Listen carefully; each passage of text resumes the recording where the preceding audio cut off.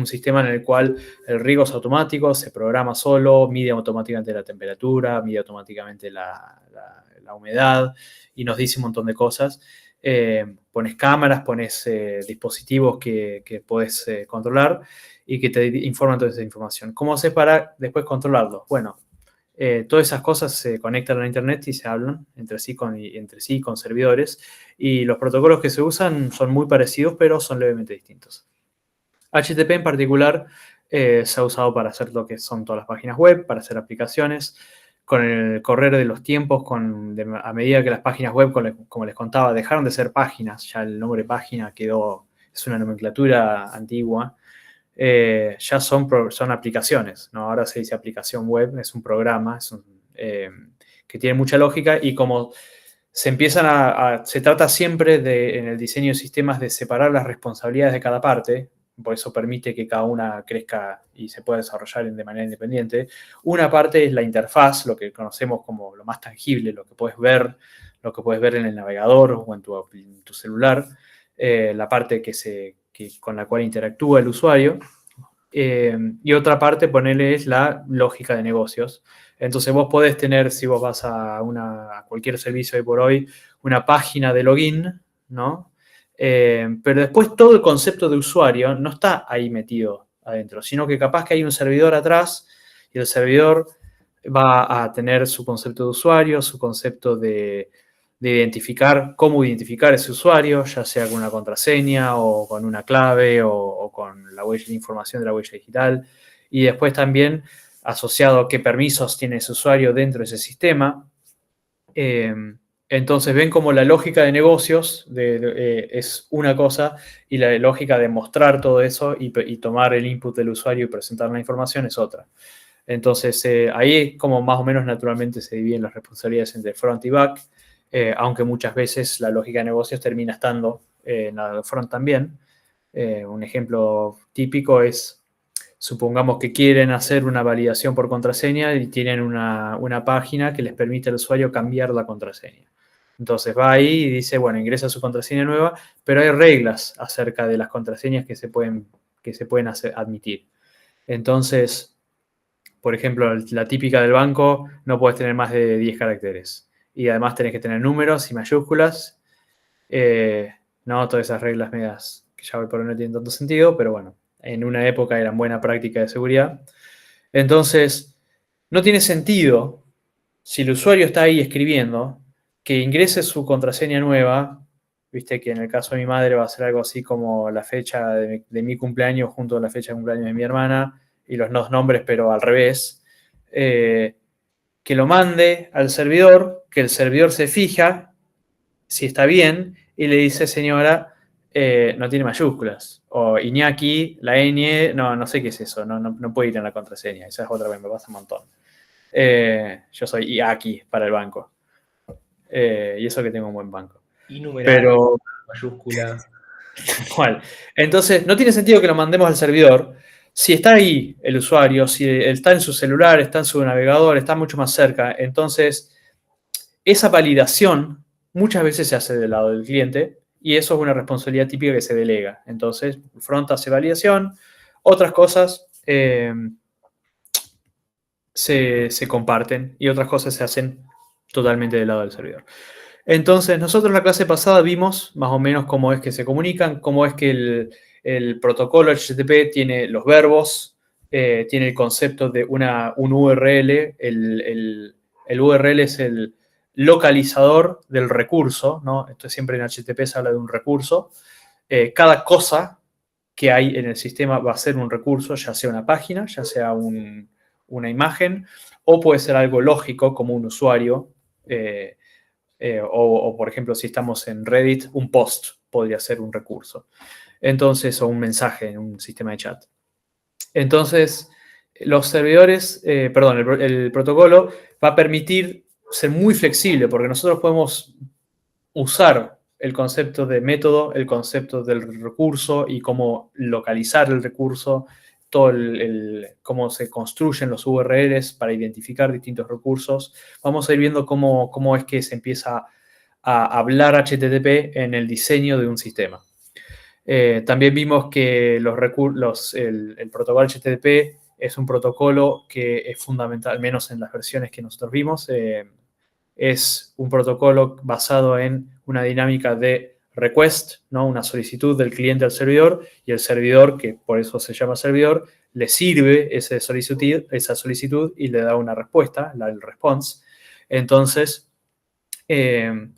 tanto en el request como en el response hay distintas partes: el método, el URL, los headers, el body. El body puede estar o no estar. Y después hay que tener una sintonía, ¿no?, entre las distintas partes de ese request y del response. Vimos un ejemplito de un pequeño login. Era un servidorcito en Python que usamos un framework para levantar un programa que tiene todo un esqueleto ya de que sabe abrir una conexión, recibir una conexión, recibir todos los datos binarios, de construir ese bodoque de información en un mensaje del protocolo, y después decir, bueno, vos proveeme la funcionalidad, la lógica de tu aplicación, de tu servidor, y vemos cómo relacionamos las distintas partes de tu lógica con el protocolo. Habíamos hecho un pequeño login. Y lo que les iba a proponer hoy es, en vez de tanta teoría, así tan en diapositivas y demás, ir viendo un poquitito y ver cómo podemos expandir ese ejemplo que teníamos para tener algo que sea, no voy a decir de nivel de calidad de producción, pero que les vaya dando más conceptos, ¿no? Una de las cosas que habíamos hablado es que el protocolo HTTP está pensado para que cada request no tenga estado. Eso significa que toda la interpretación de una solicitud se puede hacer exclusivamente con la información presente ahí. En otras palabras, el servidor no necesita acordarse de cosas entre requests. Si lo hace, es parte de su lógica de dominio, pero el protocolo no se lo requiere. Entonces podíamos ver un ejemplo también en el cual vamos a abordar eso. Antes de pasar a la parte práctica, quería preguntarles si había alguna pregunta, alguna duda, si habían leído algo y no sabían, querían preguntar.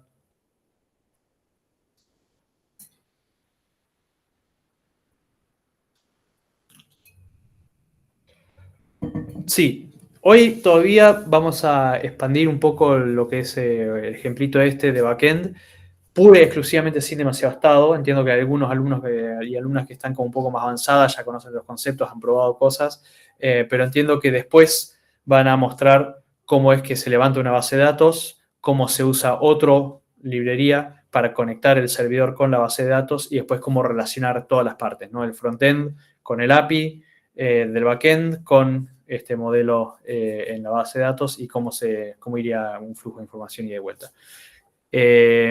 Respecto a puntualmente si va a ser MySQL, eso lo puede contestar, pero si no saben cuál, yo no se los recomiendo. MySQL. Claro, XAMPP es vamos a decir, un stack de aplicaciones, todas juntas, empaquetadas, que te da todo lo necesario para tener un backend, ¿no? Tenés, no me acuerdo, el XAMPP, ¿qué era? Las siglas, era una sigla, ¿no, Manu? Sí, pero la verdad es que No me creo que acuerdo. Era porque era algo extendido versus al LAMP, que era el Linux, PHP, MySQL. Pero bueno, ¿por qué no MySQL? Porque hay otra base de datos que es muy parecida, que se llama Postgres, PostgreSQL, y es mucho mejor en todo sentido. Y es levemente distinta, tiene diferencias muy, muy, muy sutiles, pero es como si escuchar inglés, viste, de un yankee versus escuchárselo de un británico. Pero Postgres es una base de datos que es muy fácil de usar, es muy estándar, es la que es más utilizada hoy por hoy, y especialmente si alguna vez les toca trabajar, lo más probable es que les toque trabajar con Postgres y no con MySQL, que ya quedó. O sea, antes sí era como la reina indiscutida de las bases de datos, pero después de un tiempito, Postgres le comió básicamente el mercado, fundamentalmente porque la empresa creo que le terminó cerrando un poco. Antes era mucho más abierto, se convirtió en MariaDB, la versión gratuita, Pero fundamentalmente Postgres les da muchas más herramientas y es mejor técnicamente. Bien. Bueno, Matías, lo de stateless. Sí, tendría que darte un ejemplo de algo que no sea, que sea stateful, ¿no? Vamos a hacerlo sencillo. Suponete que vos tenés una comunicación entre un cliente y un servidor y el protocolo dice, bueno, vos me tenés que mandar una secuencia de información. Vamos a decir que justamente el cliente no va a ser un celular, no va a ser una página web, sino que el cliente es un programa que toma medición de temperatura, ¿no?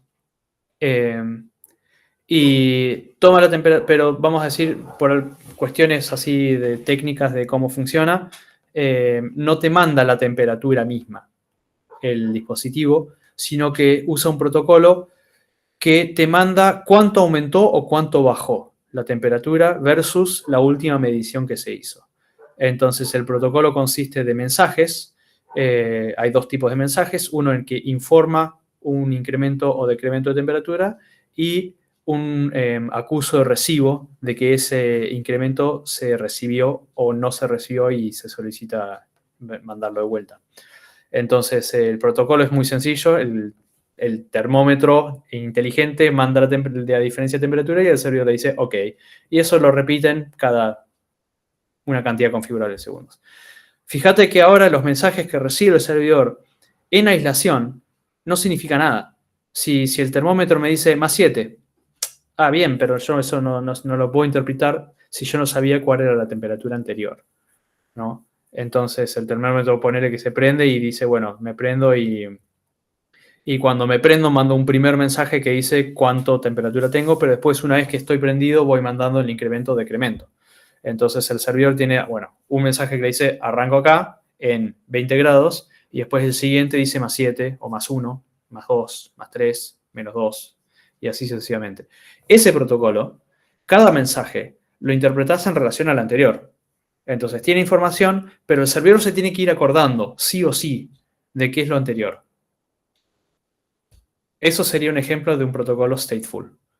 En cambio, si vos decís, no, te voy a mandar la temperatura completa, después el servidor con ese dato puede calcular un diferencial, puede hacer otra cosa, pero cada uno se interpreta y si se pierde un mensaje en el medio, no importa porque puedes interpolar, ponerle entre mensajes. ¿Se entiende con ese ejemplo lo que sería stateless y stateful? ¿Un poquitito mejor? Bien. Fíjense los ejemplos de requests que hicimos. Hicimos, bueno, créame, haceme un post, ¿no? Quiero crear algo y voy a decir un post y te voy a mandar toda la información para crear esa entidad. Ahora vamos a ver un ejemplo de eso. Toda la información que necesitas está ahí adentro.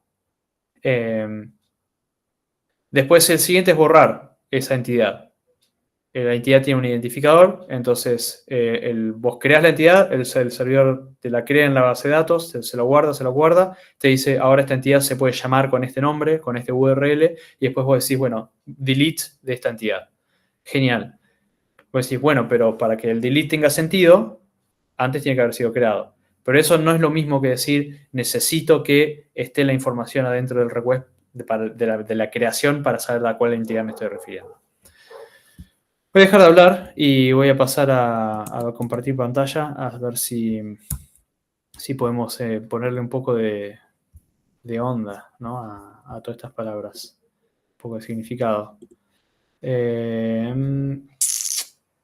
Entire screen.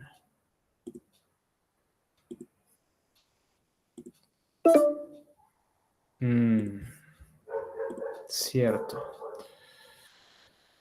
A ver.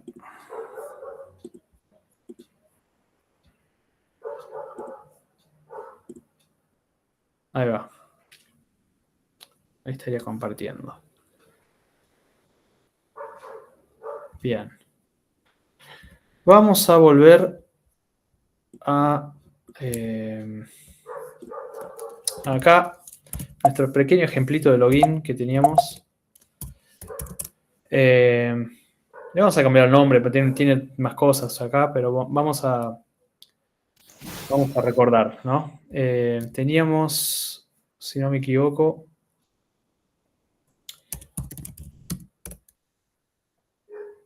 acá levantado, ¿no? Ahora está andando nuestro servidor. Vamos a ver el código de nuestro servidor. Tiempo, no se ve muy bien, vamos a mostrarlo acá. Mucho mejor. Estos son apuntes. Lo primero que les quería mostrar es esto de guardar un poco de estado entre request y request. ¿Ustedes vieron en Python cómo son las reglas de alcance? ¿No? Lo que es una variable global. ¿Algunas vieron? Ayúdenme porque no estoy. Alguien diga algo porque no veo el chat. Sí, sí. Sí, sí. Bien, entonces vamos a hacer algo sencillo. Vamos con. Le agregué a nuestra aplicación Flask un URL. Le agregué dos cosas primero. Lo primero que le agregué es una paginita en la raíz, así cuando levanta, si yo voy a esta dirección pelada, ¿no? Vamos a ir acá. Y me muestra este pequeño HTML. Mira, si lo guardo y refresco, el servidor sin parar puede seguir, puede reflejar los cambios. Entonces, me hice un pequeño así para la facilidad de ir y pasar y no tener que tipear el URL cada vez. Un pequeño índice, ¿no?, de todos los endpoints que tiene nuestro servidor backend. Y uno que tiene es el counter. Entonces, el counter, vamos a ver qué sucede cuando vamos a este URL /counter. Si uno va acá, dice, mira, hay una variable global counter. Cuando el servidor arranca, vale 0.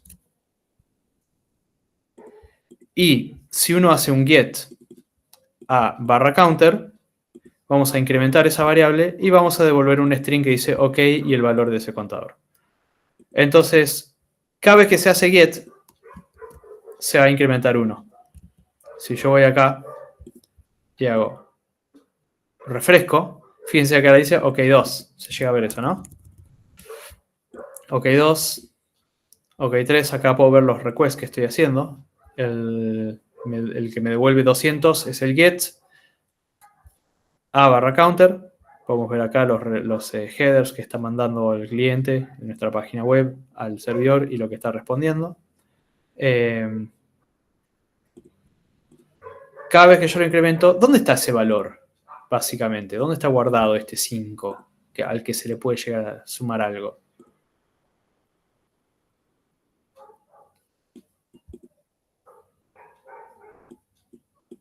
En el Ether, ¿dónde está? ¿Está en el cliente? ¿Está en el protocolo, en los mensajes? ¿Dónde está? ¿En el servidor no estaría?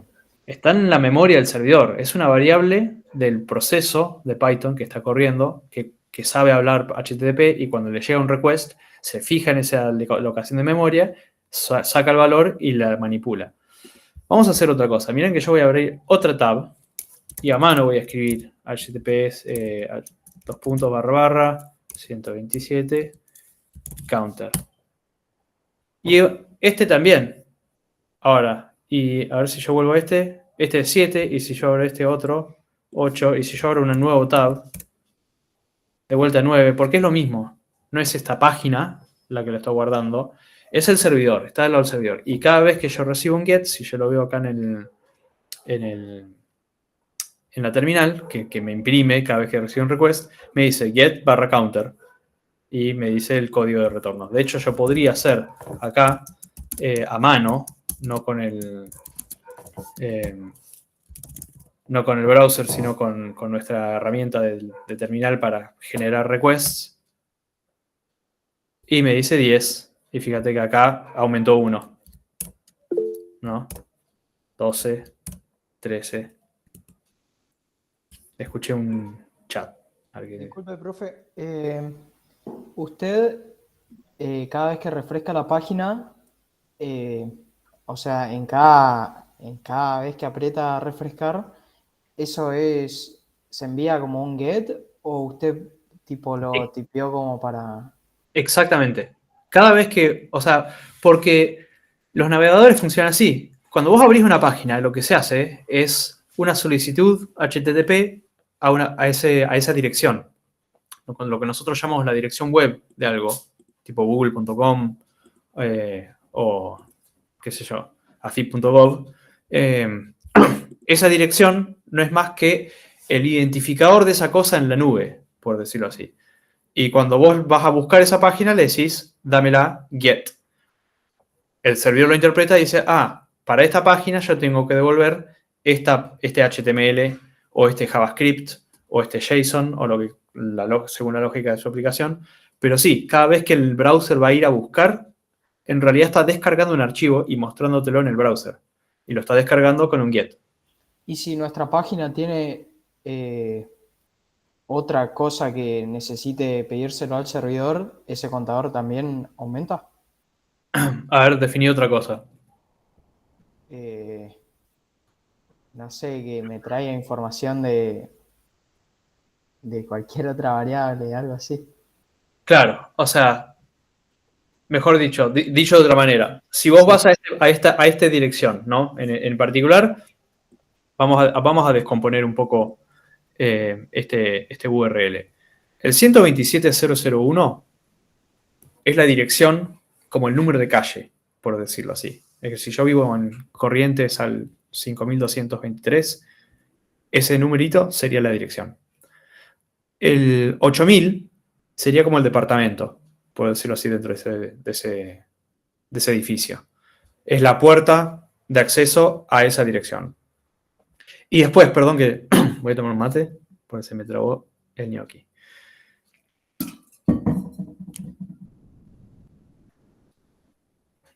Ahí va.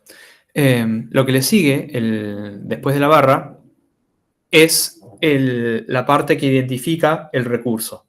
Entonces, dentro de nuestro servidor, que se puede encontrar en la dirección 127.0.0.1, bajo el puerto 8000, hay un recurso que se llama counter.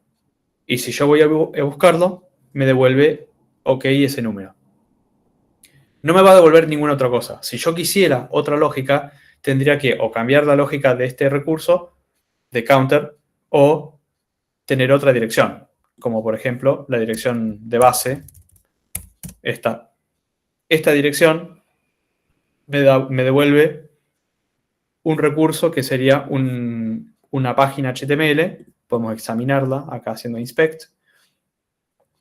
Y ven que dice, bueno, HTML, esto es el body de la respuesta. La respuesta tiene un body que tiene un HTML que incluye una lista y esa lista tiene 3 elementos y cada elemento tiene un link.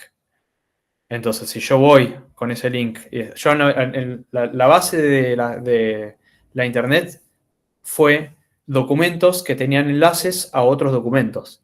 Entonces, después se expandió a, bueno, ya no son documentos, sino que son recursos. Y un recurso puede ser cualquier cosa. Puede ser una página web, HTML, JavaScript y CSS, o puede ser algo que representa una cosa en el mundo, como un usuario o un post en particular. En este caso, yo hice un recurso que es un contador propio de mi servidor. Y si yo accedo acá, hace un get a esa dirección, ¿o no? Ahí va. Y me retorna ese recurso desde el servidor. ¿Se entiende? ¿Se entendió un poco? Ok, y si usted pide obtener esa parte principal donde tiene los tres links, ¿eso también le aumenta el contador o no? No. ¿Por qué no? Dos razones. Primero por diseño y después por implementación. No, por diseño nosotros dijimos que el recurso base, la raíz, la barra nada, es este recurso HTML. Es un recurso estático, en el sentido que siempre es igual, ¿no es cierto?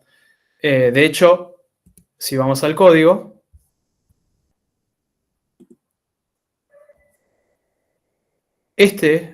fíjense que es un string que fijo, no tiene ningún parámetro, no tiene nada, ni tiene ninguna lógica. Yo siempre, si yo hago get barra, me va a devolver este HTML.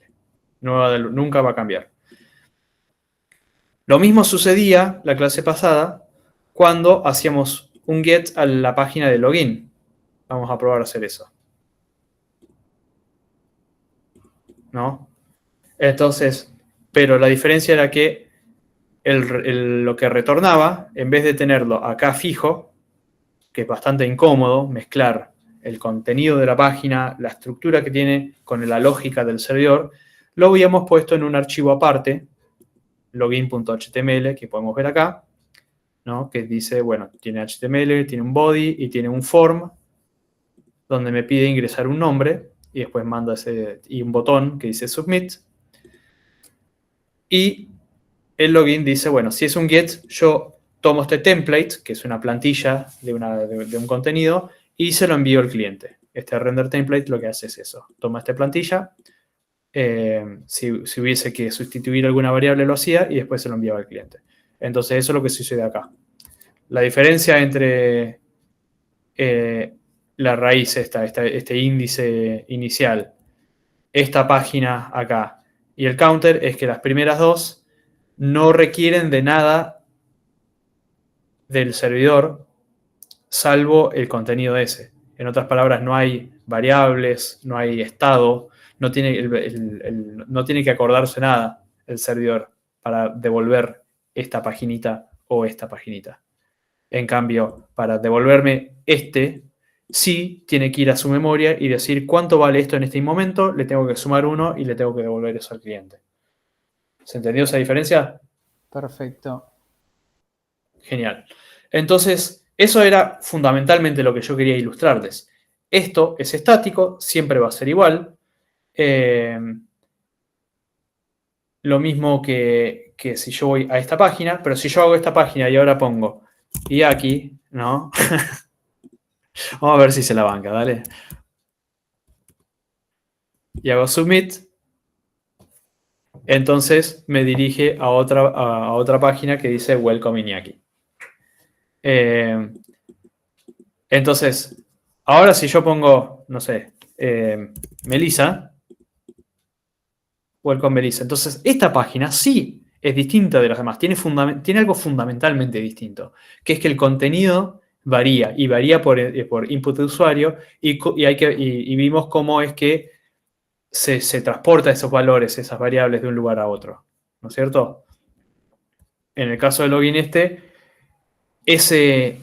esa variable de nombre, ese name, venía porque el HTML tenía este form, lo que se llama el form dentro de HTML es un tipo de elemento, y el form tiene campos que puedes ponerles nombres, los cuales van a tener, y tiene un tipo de input que es el botón, que cuando se pulsa hace esta acción, que es hacer un post a esta dirección. Entonces, vamos a deletrearlo un poco acá, exactamente qué está pasando. Eso creo que sería una buena idea. ¿Qué sucede cuando yo voy a esta dirección? 1. Servidor recibe request get barra. Podemos ver eso, porque fíjense que acá dice get barra, literal. Entonces dice recibí esta solicitud. El método es get, el recurso es la raíz. Bien. Yo hago clic en login. ¿Qué sucede? Servidor recibe, o mejor dicho, vamos a desglosarlo aún más. El navegador envía request get barra login. El servidor recibe request get barra login. Lo podemos ver en la terminal acá con get barra login. El servidor, a ver una palabra en castellano para machear. ¿Saben lo que es machear? Relaciona, vamos a decir. Relaciona el URL /login con, esta es una palabra nueva, no la dije creo la palabra, el handler. El handler en inglés significa el que maneja, con el handler de esa ruta. A esto se le llama ruta. Entonces nosotros en nuestra lógica dijimos, esto, cuando llega un get a /login, esta línea le está indicando al framework que esta ruta la maneja esta función. Entonces el servidor relaciona el URL con el handler de esa ruta, que es la función login. Entonces, a continuación la función login examina el método.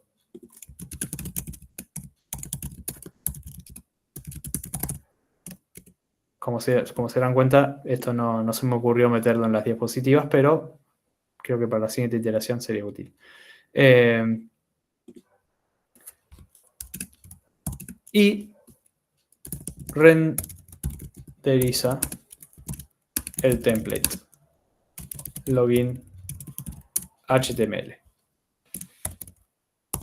El cliente recibe la página login HTML en el body del response. Hasta ahí estamos hasta acá. Ahora, ¿qué sucede si yo acá escribo mi nombre y hago submit?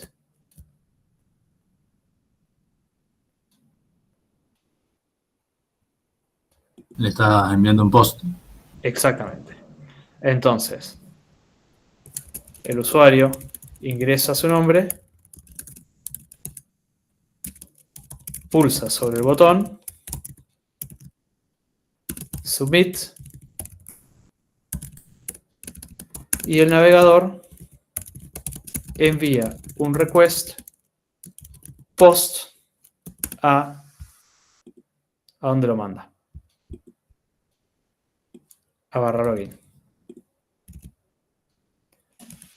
A continuación, el servidor recibe el post login.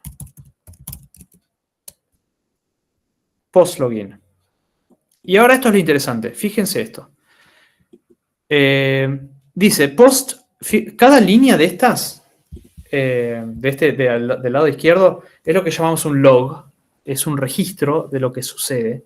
Los logs son fundamentales para entender qué hace un servidor y para encontrar fallas y para también entender qué también están funcionando.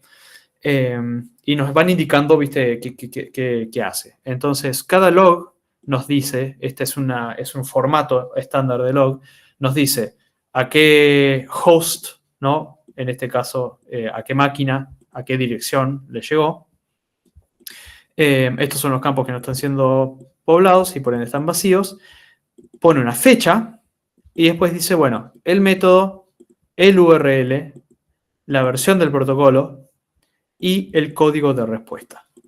Este 200, todos estos 200 están indicando que estuvo ok, ningún drama.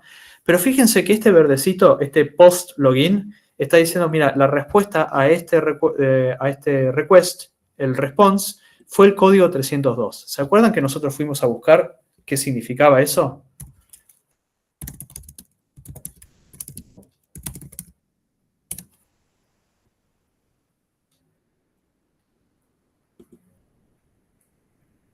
A ver si lo tiene acá. Mira, de 300 a 399 son los mensajes de redirección. El 302 es found.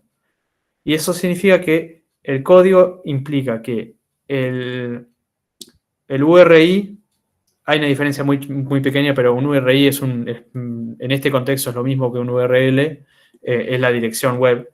La dirección del recurso que se solicitó se cambió temporalmente. Entonces,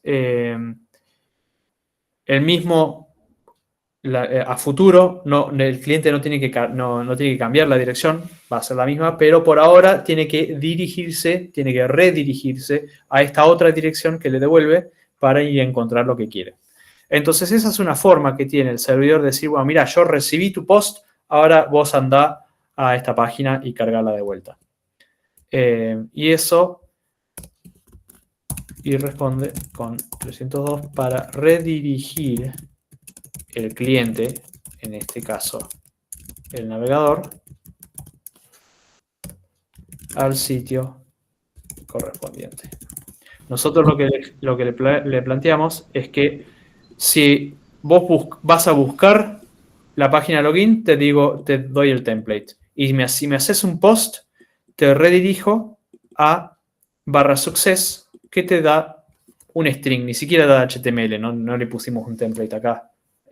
Pero te dice welcome con el nombre.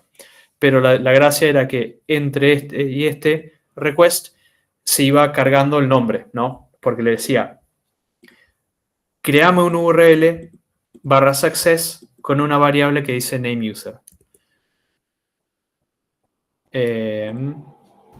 Una pregunta, ¿eso te lo manda en el body? No va en el body. Es una muy buena pregunta. Vamos a ver si lo podemos ver en acción. Dale, lo empezamos de cero y lo vemos en acción. Vamos acá vamos a login. Hasta acá ya hicimos. Yo meto mi nombre. Y acá voy a apretar submit. Me viene el 302 y vamos a contestar esa pregunta. Examinando el response. Este es el body. Si miramos los headers, post, status de respuesta, estos son los headers de la respuesta. Dice colección se cierra, cuántos bytes hubo en la respuesta, el tipo de respuesta, que es un HTML, la fecha, y fíjate que tiene un header que dice location. Y este header dice /success/ iba a putear, pero bueno, no sabe. Así es como se codifica una ñ en un URL, porque la ñ obviamente no es ASCII. Entonces dice, la location, ¿a dónde se tiene que redirigir? Está indicado en este header. ¿Se entiende? Ok, y entonces ahora te devuelve eso. Y para descargar ahora la página esta que dice Welcome Iñaki, ¿haría otro get? Exacto. O ahí te la manda automáticamente. Entonces, el servidor, vamos a rebobinar un poquitito. El servidor recibe el post a /login. Responde con 302 para redirigir al cliente al sitio correspondiente, indicado en el header location /success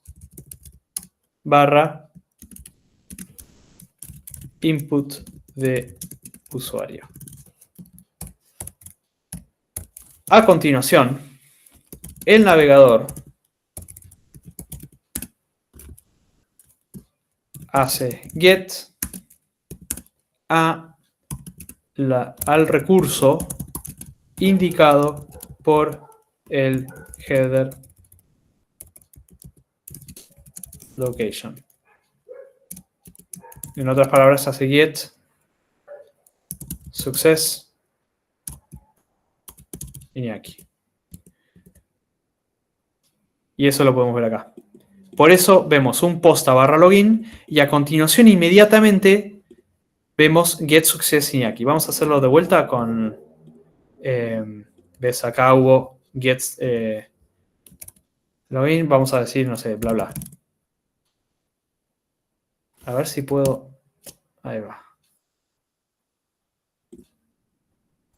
Ven que automáticamente se hizo el post login y después automáticamente hizo un get, porque hubo un ida y vuelta sin nuestra interacción entre el cliente y el servidor, porque así lo demanda el protocolo. El protocolo dice que cuando el servidor responde con un 302, el cliente tiene que hacer otro request en respuesta a el recurso indicado por el header location.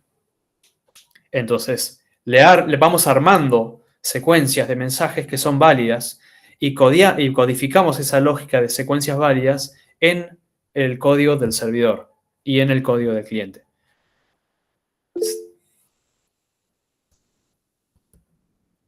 Una consulta, es como que va a seguir haciendo, digamos, esa conversación entre el servidor y cliente hasta que te devuelva un 200, digamos, que sería algo válido para Exacto, verte a vos, o un 404 o alguno así de error, ¿no? exacto, sí. O sea, el get al recurso que tiene mi nombre, /success /bla bla, ese devuelve 200 porque o sea, el servidor dice, bueno, ya está. Como dice 200, el cliente no está obligado a hacer ninguna otra cosa. A veces sucede que hay casos patológicos en los cuales una redirección puede causar otra redirección y después y se crea como un loop infinito de redirecciones y los navegadores tienen lógica para detener esas cosas y te dicen, mira, hay un loop infinito, algo pasó, probá borrando tu cookie, etc. Consulta, ¿las cores pueden terminar por bloquear las redirecciones? Es una buena pregunta, no lo sé. Yo creería que sí. Para los demás, un CORS es un tipo de request, es un cross-origin request, ¿no? Vamos a Sí. volverlo. Confirmo porque me pasó el otro día. ¿Te pasó el otro día? ¿Y a qué se refiere con cross-origin? ¿No? Una de las premisas, ¿no? de todo esto es que nosotros hasta ahora estamos manejándonos todos dentro de una dirección, de un lugar, que sería esta 127, ¿no? Si se dice que en la Internet cada dirección es un lugar distinto, cada dominio, ¿no? Por eso se dice dominio. Entonces, hacer muchas veces, o sea, hay reglas específicas sobre qué se puede compartir y qué no se puede compartir para tener una buena convivencia en la Internet entre dominios. Entonces, cuando un request se hace de un dominio al otro, no tiene el mismo nivel de confianza que si un request viene usando el mismo lugar, ¿no? Tipo, si ponele que hacemos todo a Google y después, viste, de repente nos salimos de google.com a otro. Bueno, eso puede causar un CORS. Entonces hay reglas para manejar eso. Es una buena pregunta eso. Bueno, se entendió esto de cómo es el ida y vuelta, ¿no? Termino acá, ¿no? El navegador hace el get, el servidor, el último paso es el servidor, ¿cómo se responde con un string, incluyendo, ¿no? Eso es lo que hace, perdón, acá. Incluyendo el parámetro del nombre. Esto para que no se pierda, lo voy a pegar así nomás en las diapos.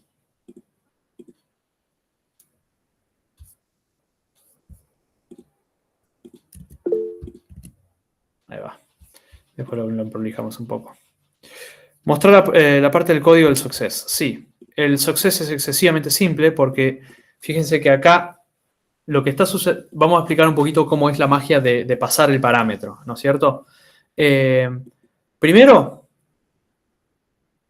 tenemos esta función URL for.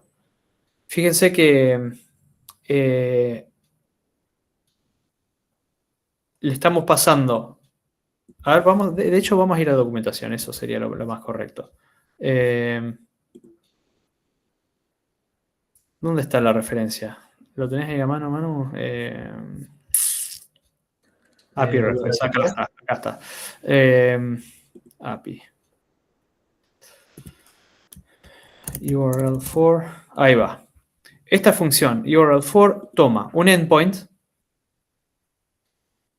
genera un URL al endpointado con los valores dados. Y puedes pasarle un método, un esquema y valores. Bueno, en nuestro caso, lo que le estamos pasando es el endpoint y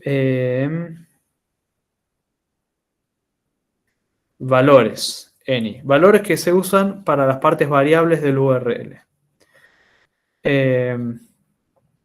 claves que no se conocen se agregan como argumentos, ¿no? Nosotros no llegamos a verlo, pero un URL, a ver, vamos a ver la especificación de URLs.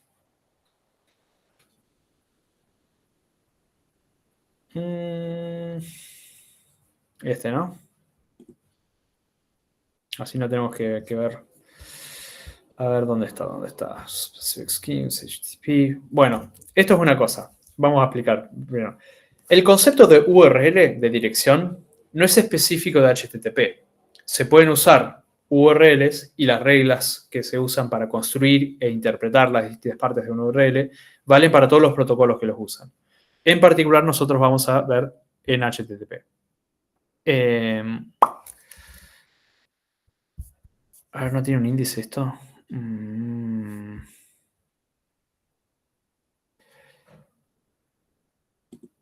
Acá, descripción BNF. Esto va a indicar cómo es...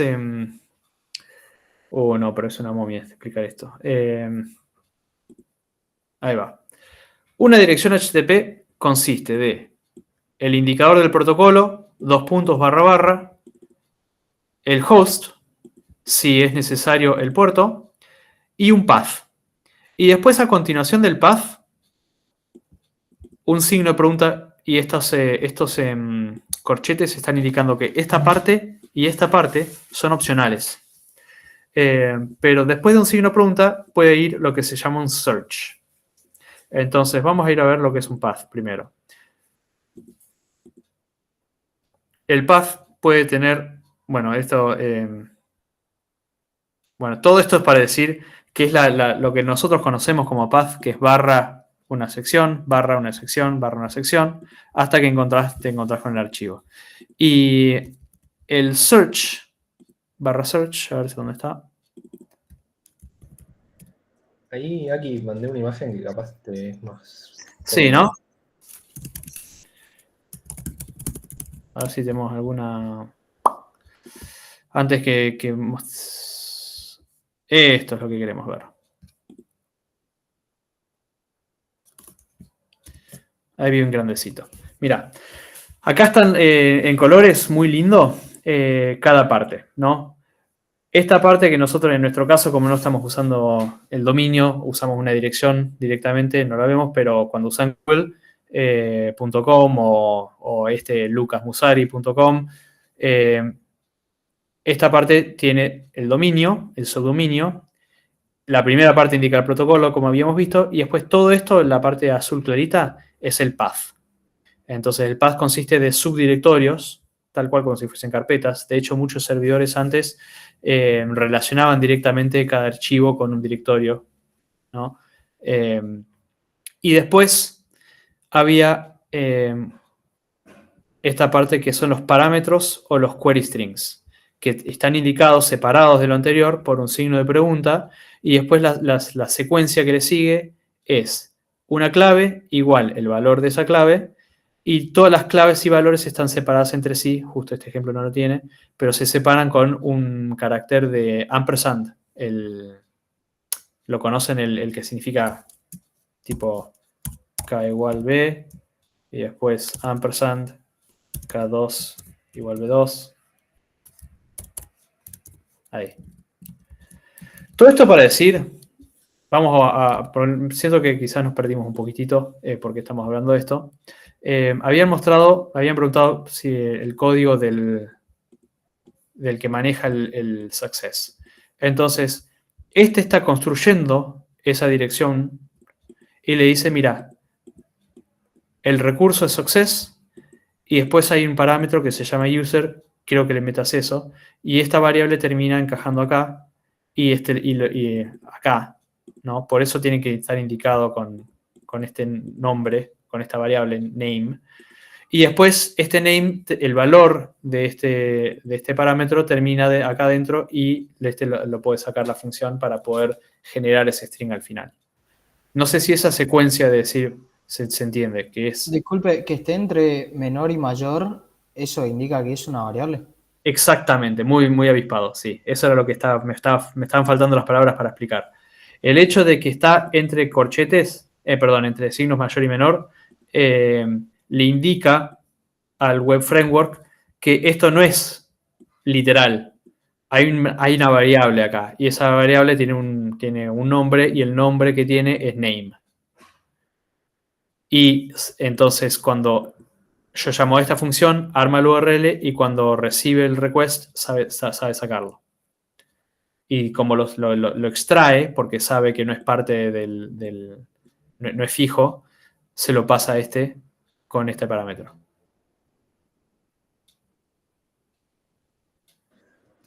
Una cosita ahí, que quizás los chicos no lo entienden, en el return, en la línea 76, eso es como poner welcome más name o usar la F para formatear.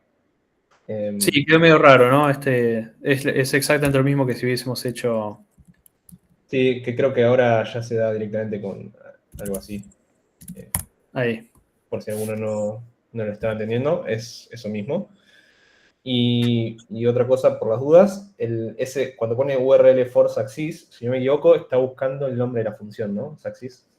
O sea, como que va a buscar... No, está indicando el endpoint. ¿La URL decís directamente? Claro, porque esta función crea el URL. Esta función, redirect, crea la respuesta y vos le pasás a dónde tiene que redirigir. Entonces, el valor de esto es lo que termina yendo al header location. Y después lo que sucede es que tenemos una función que se llama igual que el endpoint. ¿No? Tipo, yo podría hacer esto y funcionaría igual.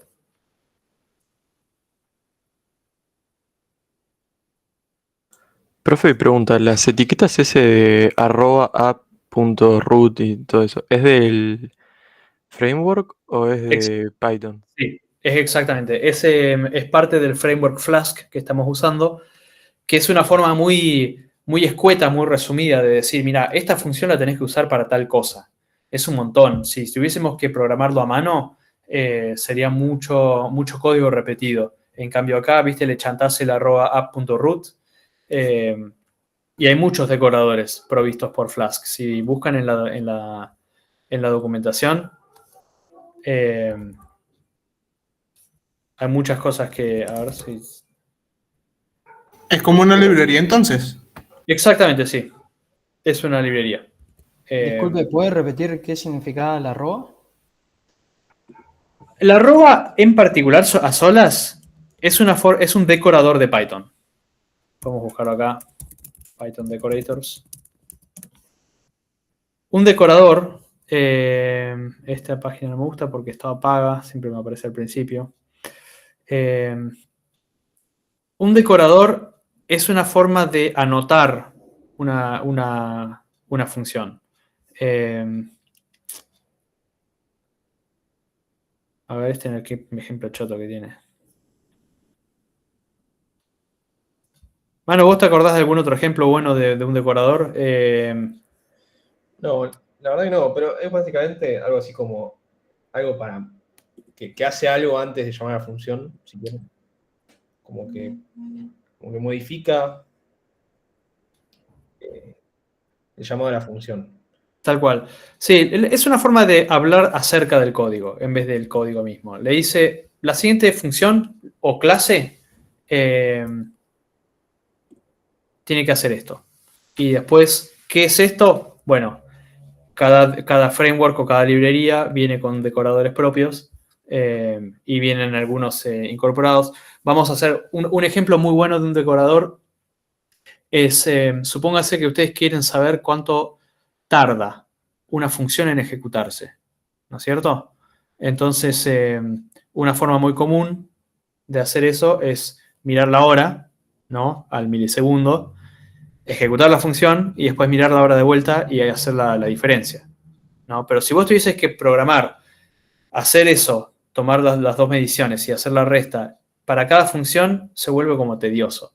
Entonces hay un decorador que viene en la librería estándar que vos se lo pones @time a la función y automáticamente va a envolver a la siguiente, a la función que está decorada con esa lógica de, bueno, tomo el tiempo antes y después y te digo cuánto tiempo pasó entre medio. Pero es eso. En este caso, en vez de ser lógica, está diciendo, bueno, la siguiente función la tenés que usar cada vez que te llega un request para tal URL con estas condiciones.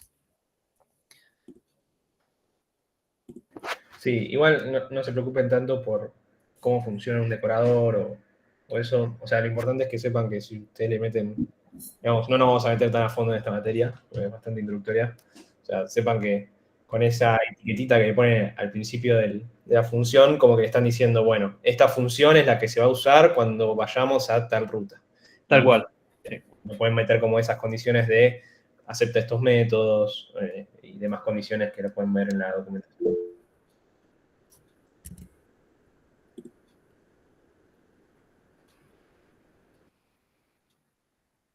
¿Por qué la función success va antes de la función login? Bueno, primero porque en Python, y en la mayoría de lenguajes, el orden de las funciones es inmaterial. Todo el código que tenemos acá es todo el código, pero no es que vos tenés que definirlo en un determinado orden. De hecho, el servidor, lo que le estamos diciendo es que estos son sus endpoints, son los recursos, las rutas que maneja. Eso es lo que estamos diciendo. Estas son las rutas que vos conocés y así respondés en función de estas rutas. Es una muy buena pregunta en realidad lo que vos estás preguntando, porque vos estás yendo al orden, ¿no? Y nosotros dijimos que en HTTP los mensajes son stateless, los mensajes son aislados, pero en realidad nuestra aplicación que usa HTTP sí tiene una lógica de orden. Primero tenés que hacer login y después tenés que ir a success. Si vos vas a success a solas, no tiene mucho sentido, pero podés hacerlo. Vamos a hacerlo, de hecho. Vamos a manos hacer success. Esto nunca lo escribimos.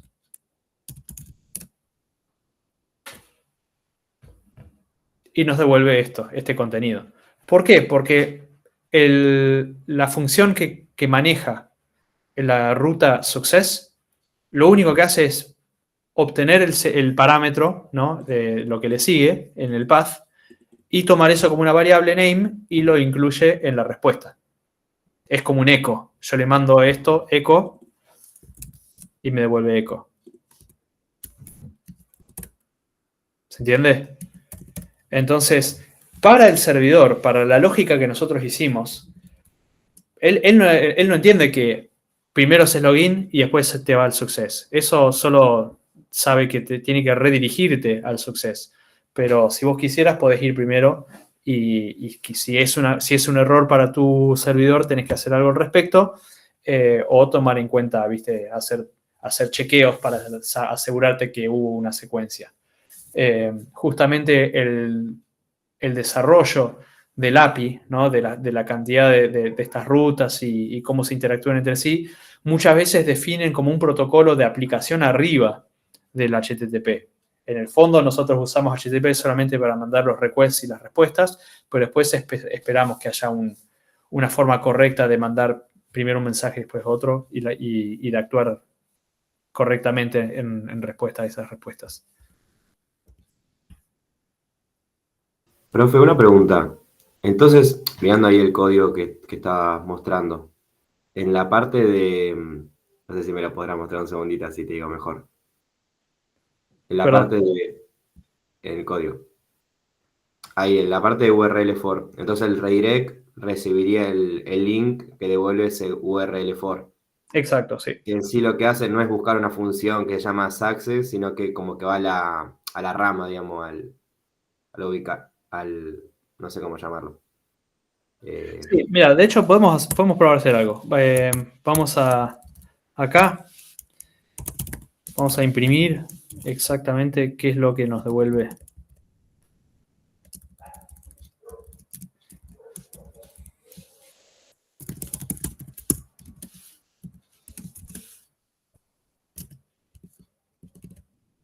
Se recarga y vamos a hacer un login.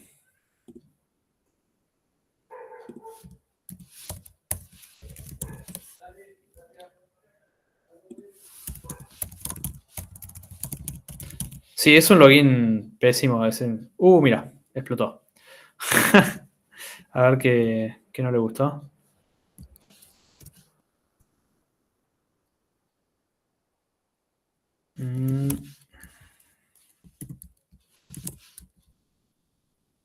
Current app URL 4.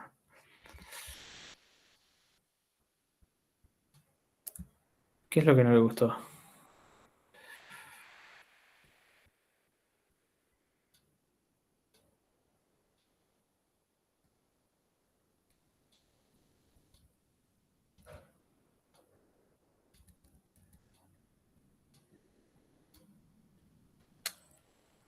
Ah, mira, no lo puedo construir. ¿Por qué no lo puedo construir? A ver. Probame successful function. Ah. ¿Así? No te creo nada. Creo que lo busca por ahí, pero no estoy seguro.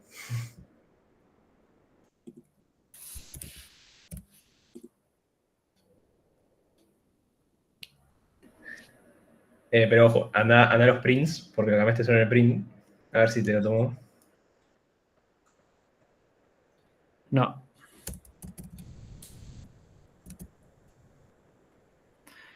No, respondió con el debugger.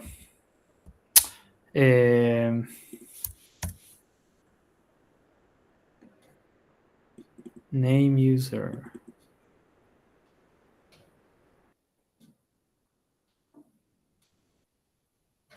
Quizás devuelve algo más complicado que un mero string. Puede ser que le falten las comillas.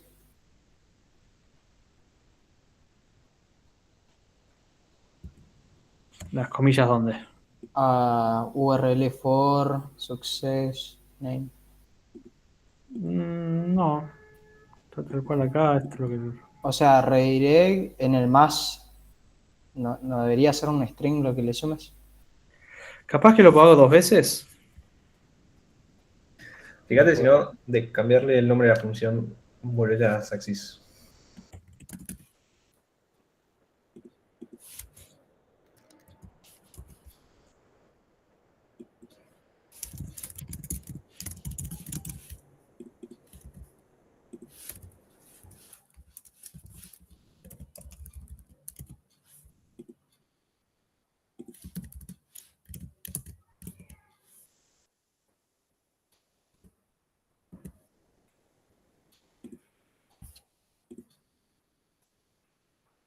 Ahí le gustó.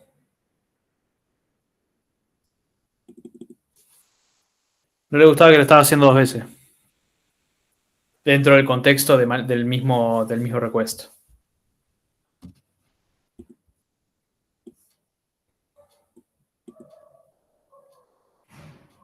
Pero bueno, todo esto ¿para qué era? Para demostrar que esta función te construye la dirección a donde tenés que redirigir.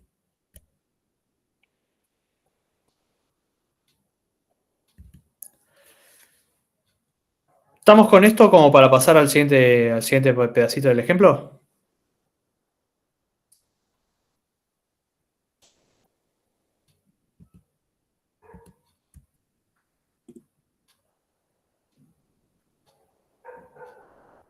Bien. A ver si... ¿por qué en la función que crea un URL se le puede especificar el método? Es una buena pregunta. No lo sé. Habría que leer... el API URL4 endpoint method.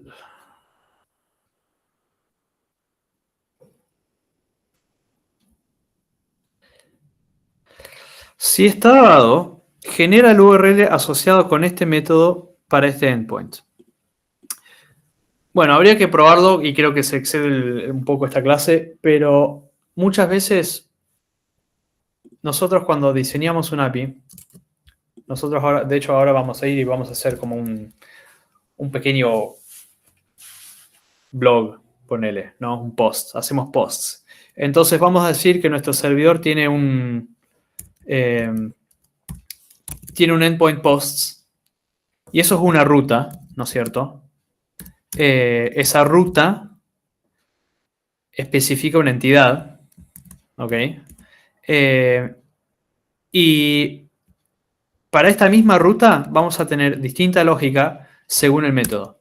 Entonces, si yo hago get posts, dame todos los posts. Si yo en cambio hago post barra posts, creamos un post nuevo. Si yo hago un delete post ID, borrame el post con ID post ID. ¿Se entiende? Entonces, lo que estoy queriendo decir es que tenés una misma ruta y distinto método, y quizás lo que te está permitiendo al pasarle el método es que te construya una ruta distinta según con qué método. Aunque después, aunque el método, aunque termine siendo otra cosa. Pero en general, o sea, lo más común es que el URL es para hacer un get a continuación. Bien.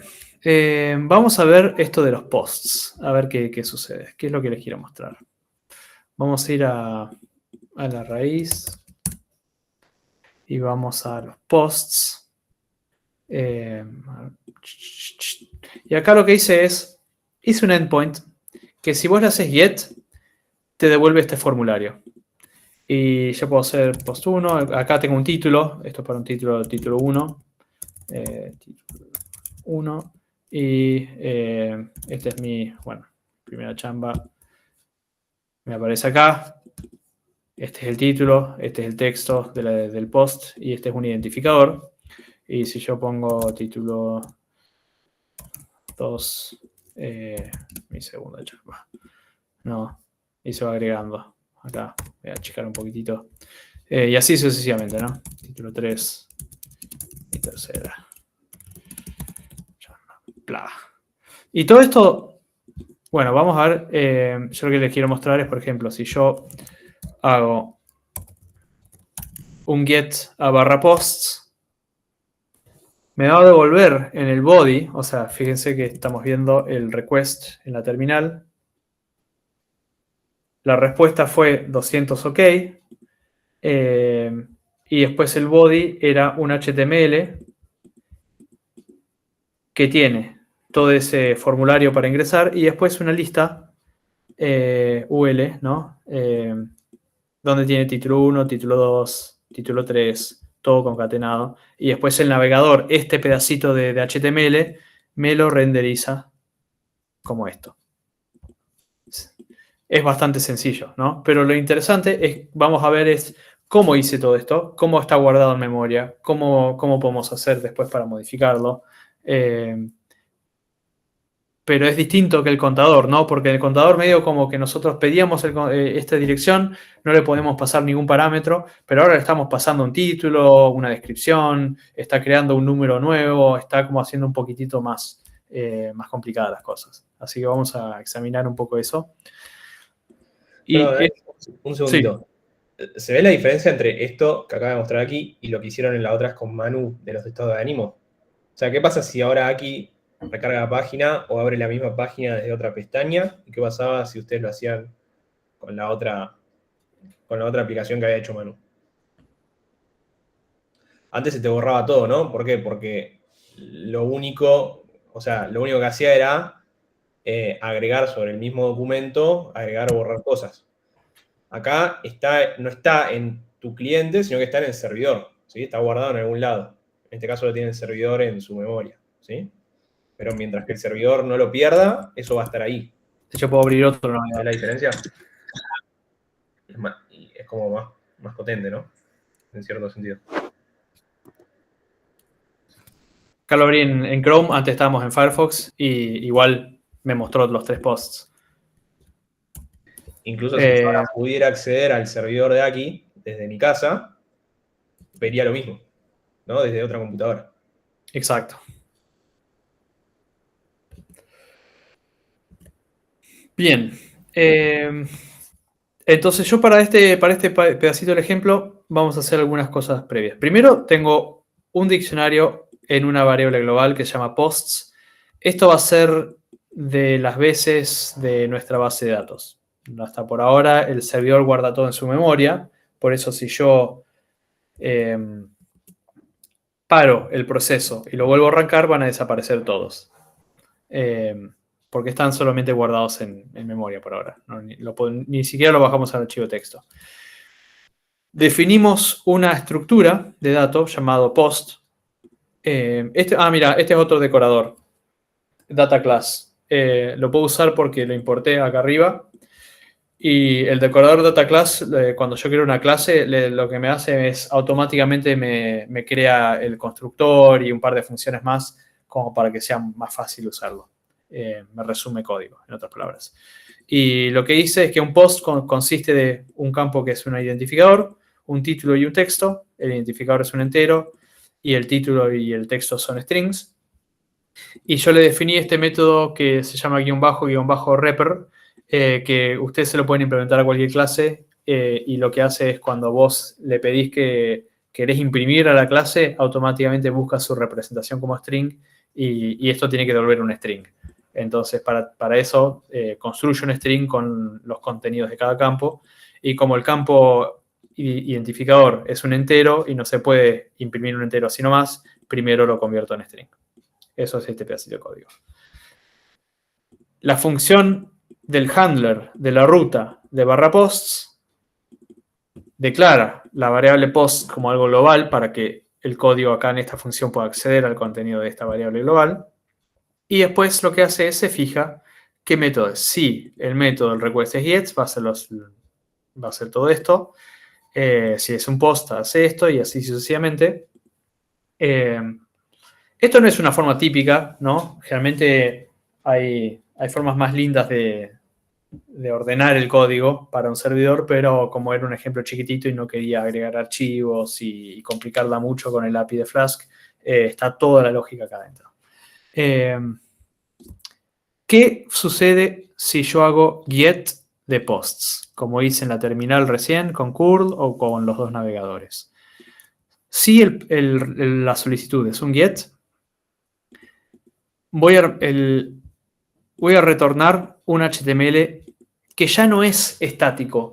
No es un template, no es algo que hardcodeé en una variable, sino que fíjense que yo estoy acá concatenando 3 strings, lo estoy construyendo para cada request. Y lo que hago es, tengo una primera parte, este beginning, que sí es estático, tiene el formulario para ingresar un post nuevo, y después tiene el encabezado de la lista, el medio, que ahora vamos a ver qué hace, y el final que cierra todos los tags del HTML. Entonces este HTML se genera dinámicamente. O sea, cada vez que yo hago un get, se crea de cero. O sea, tiene un costo computacional de parte del servidor. Pero la contraparte es que puede ser distinto según lo que haya en memoria para ese servidor. La parte del medio lo que hace es busca en la variable posts, busca los valores y por cada uno crea un list item, ¿no? Un tag list item, convirtiendo el post en un string. ¿Alguien preguntó algo? Sí, yo era. ¿Por qué se lo separa en 3 partes? ¿No podría ser todo junto? No podría ser todo junto, ¿por qué? Porque estas dos partes, el principio y el fin, como dije, son estáticas, ¿no? Pero esta cambia. O sea, según lo que haya en posts, va a haber o nada, o 1, 2 o 3, o la cantidad de valores que haya dentro de posts. ¿Cómo haría para hacer, si estoy iterando sobre los valores, para meter eso dentro del bucle? Ah, sí. Ahí lo vi. Bien. Entonces esto, básicamente, hace lo que dijimos al principio. Si yo hago un get posts, dame todos los posts. Quiero que nos demos cuenta que esta lógica tiene muchas cosas metidas. Está la estructura del documento, ¿no? Está el contenido de los valores. está la lógica de diferenciar si es un get. Entonces, esto es a lo que yo me refería antes, con que no está bueno meter todo eso en el mismo lugar. Es un poco mezclar los tantos. Lo ideal sería que haya un template que tiene este encabezado y este pie, y después el servidor lo único que tiene que hacer es ir a la base de datos, buscar los valores, y después pasárselos al template. Pero bueno, como es un ejemplo chico, lo hice todo junto. ¿Franco? Sí, entonces ahí en la parte del medio lo que hace es, una vez que accede a la parte de post y se fija todos los valores que tiene y los vuelve a printear, digamos, de cero, esa, entre comillas, lista que va armando. Exacto. No es Esa que como que le suma al final lo nuevo, sino que la printea de cero, digamos, iterándolo en este caso. Exacto. ¿Matías? Profe, ¿por qué cuando haces el beginning y el end le mandás dos veces las comillas? O tres, mejor dicho. ¿Estás? Sí. Esto es un tipo de string en Python. Python te permite definir un string con una comilla simple, con una comilla doble. Eso es lo mismo, ¿no? En este caso lo que estoy diciendo es que vacío. Sí, sí, sí. ¿No? Pero estas tres es un tipo, creo que se llama un raw string, y lo que le está diciendo es que entre este que abre y este que cierra, lo que va en el medio va súper crudo, ni lo mira, como que va agarrando todos los caracteres y los mete tal cual. Entonces incluye los enter, incluye el espacio, los espacios, no lo procesa de ninguna manera. Si no lo hiciese, quizás podría tener algún error de sintaxis por indentación, etc. Ok. ¿Pedro? Sí, una consulta. En el código, cuando vos le haces un get, siempre la parte del medio se reinicia, o sea, se queda en blanco de vuelta. Exactamente, porque estas variables, el middle, es una variable local de esta función. Entonces, cada vez que yo llamo la función, se va a iniciar con este valor. O sea que cuando haces un get, no hay ningún, ningún post, o sea, no hay ningún ítem de la lista. No acá, están en la variable posts, que yo la puse en mayúsculas para indicar que es global. Ah, ok, entonces se guardan. Por eso cuando volvés a hacer refresh en la página siguen estando. Exactamente. En este momento es como muy delicadamente están esos estructuras de datos representando mis tres posts increíblemente bien escritos y pensados, solamente en la memoria de este proceso que está acá. De hecho, ahora voy a hacer algo terrible y lo voy a apagar, ¿no? Cerré el servidor. Si yo voy ahora y lo refresco, me dice no me puedo conectar, no hay ningún servidor acá. Entonces, si yo lo vuelvo a arrancar y ahora refresco, me da los posts pero no me indica ninguno. Y la razón es porque ya no hay más nada en la memoria. Obviamente no nos gustaría que tener un servidor que los usuarios creen un montón de contenido y después al primer error inesperado que se pierda todo eso. Y esa es la razón de ser de las bases de datos. Pero como hoy no vamos a ver bases de datos, no lo incluí. Pero está muy bien que distingas, o sea, no hay mucha distinción, pero la hay conceptualmente en nuestro ejemplo entre la variable posts, que aunque esté bien en memoria, la idea es que sea como lo que persiste entre requests, mientras que el contenido de esto del texto que se imprime acá no persiste entre requests. Y por eso se puede ir actualizando. Disculpe, pero una base de datos entonces no depende de nuestra máquina o algo así. Claro, una base de datos sería como otro servidor que guarda los valores de las cosas, ¿no? De lo que estaría guardado en la base de datos, y los guarda en disco y los guarda de manera persistente.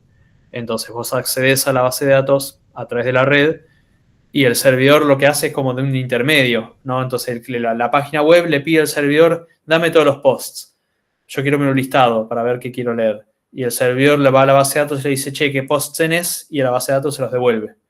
Y después el servidor, en base a los resultados que le da la base de datos, genera una página nueva y se la da al navegador para que uno pueda ver.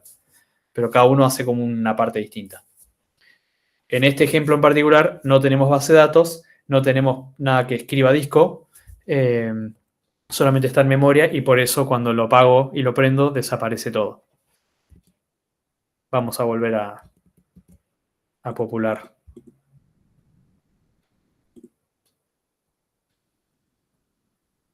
Título 1. Primera chamba. Título 2. Mi segunda chamba. Título 3. Mi tercera chamba. Bien, entonces, nótense que cuando la estoy imprimiendo a cada posteo con su título y su texto, al principio estoy indicando este numerito, que si vamos al código, es el identificador este. ¿De dónde salió ese número? Vamos a ver qué sucede cuando, en lugar de listarlos, creo un post. Para crear un post, o sea, primero hay que obtener la página que tiene este formulario y después hay que interactuar con el formulario y apretar el botón Submit. Y eso, lo que nos indica el HTML es que le va a decir al navegador que por favor mande un post a este mismo recurso, a /posts. Entonces, es esta misma ruta, pero otro método. Si voy a colapsar esta ramita del if y vamos a entrar en este otro que dice, si el método es post, entonces hace lo siguiente. Cuando uno hace un formulario de HTML, fíjense que yo medio como no lo comenté mucho, pero hay dos parámetros acá para el HTML. Uno es el tipo, tenemos dos que son de tipo text y uno de tipo submit, y el valor del submit dice submit. Si yo miro acá en la página, el submit lo tiene el botón. Entonces, este tag de input es el botón. Y estos tags de input, que son de tipo texto, reciben el nombre que yo les paso acá.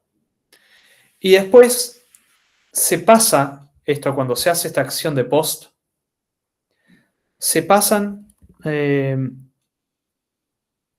no en el body, sino en el URL.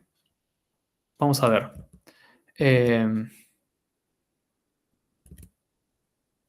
Vamos a ver qué sucede acá. Vamos a hacerlo una vez más. A ver si llegan a ver. ¿Cómo era para ponerlo de costado? Bueno, no importa. Voy a hacer así. Título 4. Como en Shift D, creo. O por lo menos en Chrome es como en Shift D.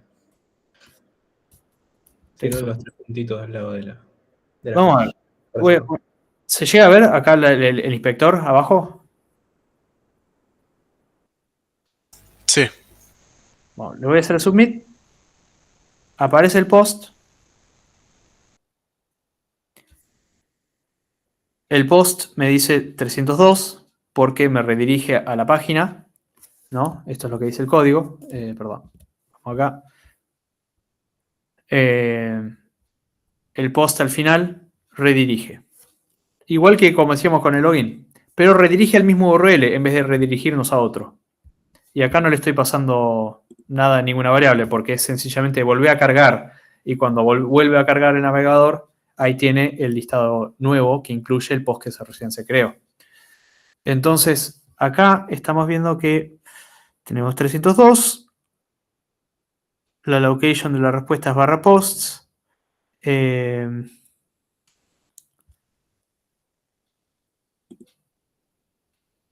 Fíjense que acá yo pasé de headers, están los cookies y están los requests y hay form data. Y dice título, título 4, text, texto 4, que fue lo que yo ingresé acá. Creo que yo acá en las diapos había incluido esto. Hay un link a la documentación de Mozilla que explica cómo funciona Form Data. Form Data es una parte más del protocolo HTTP y explica más o menos cómo es el ida y vuelta y dónde va, si yo tengo un form y tengo la acción, cómo es que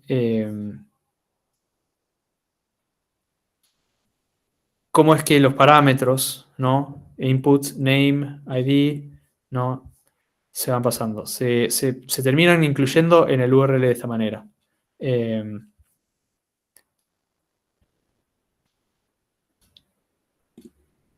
Acá no lo llegamos a ver porque lo que sucede cuando yo hago el post es que me redirige. Pero vamos a hacerlo. Ahora sí lo podemos hacer a mano. Uy. Posts.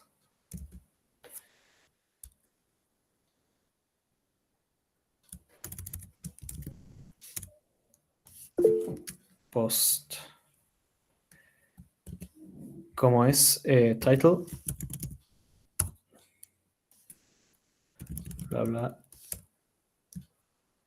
Ampersand. Text. Es text, ¿no? Sí.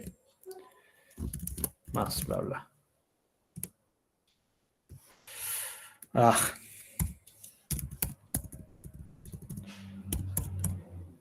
Ahí va. Lo que sucedió recién fue que en mi terminal el signo de preguntas tiene un significado especial. Entonces la terminal lo quiso interpretar como algo propio del comando y me dijo, che, no encontré nada porque estaba buscando algo. Entonces tuve que rodearlo de comillas, escaparlo, en otras palabras, se llama así, para que la terminal no trate de interpretarlo, sino que entienda que ese signo de pregunta es parte del argumento para este comando. Ah, no le gustó. Key error title.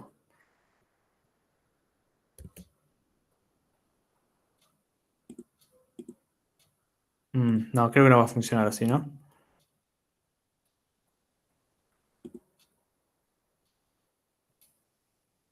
No sé por qué. Están los headers. ¿No se lo tenés que mandar por data? Ah, es por data, ¿no? Creo que sí, cuando es post, creo que es por data. ¿Cómo es? Guión data y le encajas todo eso. Así, ¿no? Tiki. ¿Ahí? Sí, creo que sí. Ahí va. Igual no le gustó. ¿O sí? Sí, no, sí le gustó. A ver si vamos al navegador. Ahí va. Ahí apareció el que mandamos recién. Este no lo creamos acá a través del navegador, sino a través de la terminal. Entonces lo que sucedió acá fue que el mismo handler de la ruta post recibió el post, extrae de la data los dos parámetros, se fija cuántos posts hay para crear el nuevo identificador, crea el identificador, el post nuevo con el nuevo identificador, con el título que le pasamos, con el texto que le pasamos, y después lo guarda en la variable global bajo ese identificador nuevo. Y después nos dice, por favor, recarga la página para poder verlo en la siguiente vez. ¿Se entiende esa secuencia?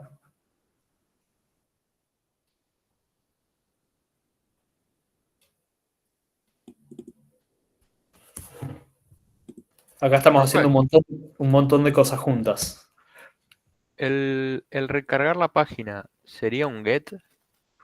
Sí.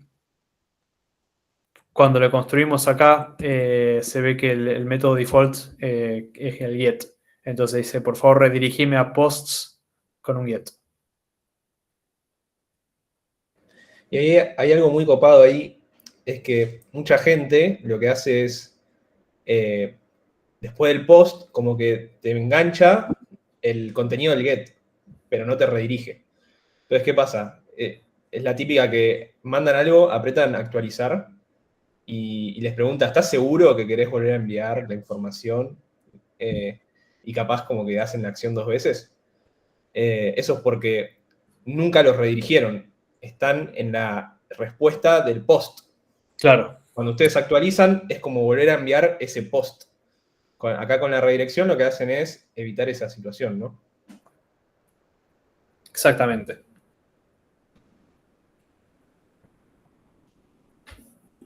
Quiero que nos paremos un segundo y digamos acá, esto es procesamiento del request. Extracción de parámetros, validación. O sea, esto decimos, bueno, este request tiene este método y tiene estos parámetros. Nosotros no estamos haciendo nada, pero si fuese una contraseña, podríamos hacer una validación del lado del servidor de que la contraseña es válida. Válida en el sentido que tiene la estructura válida. Si fuese, no sé, a ver, alguna otra variación. Si fuese JSON, podríamos ver si tiene la estructura correcta, si tiene los campos que yo espero que tenga. Podría faltar el texto, ¿no es cierto? Si yo, o sea, ahora lo voy a hacer explotar. Si yo en vez de mandar esto, le saco texto en este post y se lo mando, esto acá, este código está esperando a ciegas que haya un campo texto dentro de la data. Entonces, cuando no lo haya, me va a dar un key error. Key error. Entonces, nosotros no estamos haciendo validación, pero la podríamos hacer. Pero lo que quiero resaltar es que toda la lógica de decir, yo estoy usando el protocolo HTTP para recibir esta información, es una parte del servidor. Entonces, eso es procesamiento, extracción, validación, es propio del protocolo. Una vez que pasamos toda esa secuencia de lógica, pasamos a ver si corresponde todas esas cosas de entrada con nuestra lógica de negocios. Podríamos tener como, por ejemplo, otra regla que dice no podés tener 2 posts con el mismo título. En nuestro caso no pasa nada, pero suponete que vos vas a la base de datos y la base de datos dice, che, mirá, yo ya tengo un post con este título, ya lo creaste. Entonces, esa validación es una validación de la lógica de negocio de nuestra aplicación. No es buena idea que el código de un servidor haga las validaciones propias del protocolo, o sea, de recibir y procesar el mensaje, y haga las validaciones propias de la lógica del negocio en el mismo lugar, porque se empieza a mezclar todo y enmarañar. Y el día que vos querés, por ejemplo, cambiar el protocolo que estás usando, uno por otro, o extraer la lógica del negocio para que ya no lo querés implementar de esta manera, entonces está bueno que esté separado. Entonces, lo que es manejo del protocolo, procesamiento del request y la generación del response, validación y lógica de negocios, en el caso ideal deberían ser todas cosas separadas.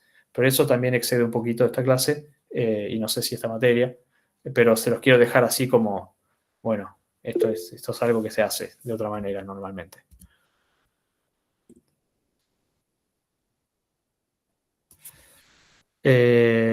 ¿Cuál? El documento.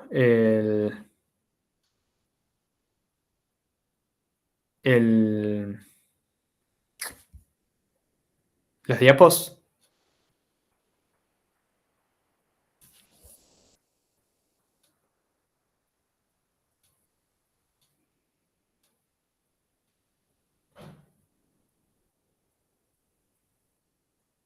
Ah, el código. Sí, el código. Sí, la verdad que sí. Esto no está en las diapos. Sí, se lo subo a algún lugar. Ahora después de la clase. Bien. Perfecto. Bueno, así es como estamos creando. Fíjate que estamos creando un identificador nuevo, fijándonos en el contenido de nuestra variable. Estamos creando el post en sí y lo estamos agregando. Entonces, en realidad, toda esta parte es datos y almacenamiento. Esto sería más la responsabilidad de la base de datos.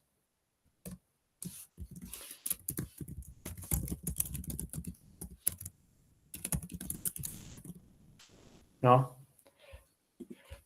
Bien. Y ahora vamos a ver qué sería de la Internet si no pudiésemos borrar los posts políticamente incorrectos que hacemos. Pero antes de pasar a eso, Matías, ¿tenías una pregunta? Sí, profe, pregunta. Cuando vos haces post igual a post ID, title, text, ¿qué es eso? Me ¿Acá? perdí ahí. Sí, ¿qué es una función? Perdón, sí, no lo aclaré, pero vieron que antes definimos esta clase post como para representar un post, ¿no? Un post es un dato estructurado que tiene estos tres campos, el identificador, el título y el texto. Entonces, acá con esta línea yo lo estoy creando con esos tres parámetros, pero los tenía que tener de antemano para poder crearlo al post y guardarlo en mi almacenamiento, que mi almacenamiento pobre es un diccionario en memoria por ahora. Pero si fuese la base de datos, también tendría que crearle algo estructurado para que la base de datos pueda entender sus partes y saber cómo interpretarlas. Entonces, acá lo estoy creando al post en sí, acá lo estoy, o sea, esto sería creación del post, del posteo, por decirlo así, guardado del posteo. Y acá, antes, para poder obtener el post ID, me tengo que fijar cuántos hay. Para obtener el título y para obtener el texto, me tengo que fijar en los parámetros de entrada del request. Y así. Entonces, con toda esa data juntada, validada y corregida, ahí puedo decir, bueno, estos son los datos que yo voy a guardar. Y el diccionario post es como que cada key es el post ID. Exactamente. Ok. De hecho, podríamos saber. ¿Te acordás, Manu, cómo es para hacer el pretty print? From pprint, import pprint. Y después ya pprint.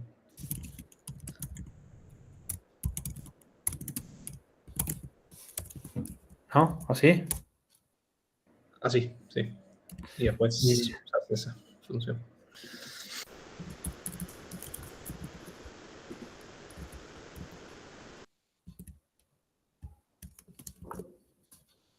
A ver si no rompí nada.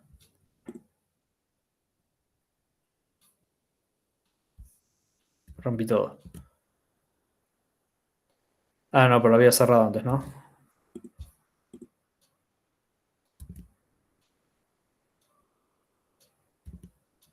Me faltó guardarlo. A ver.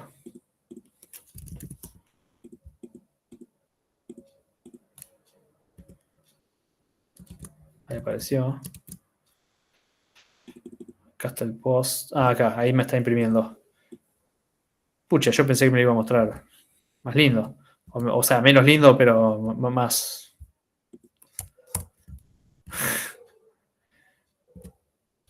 Ahí recargo.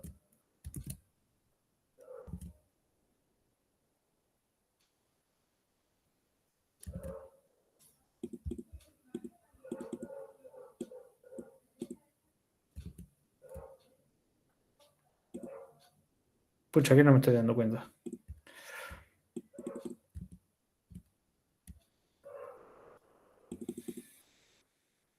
Ah, porque estoy haciendo el post. No, pero te falta el pprint.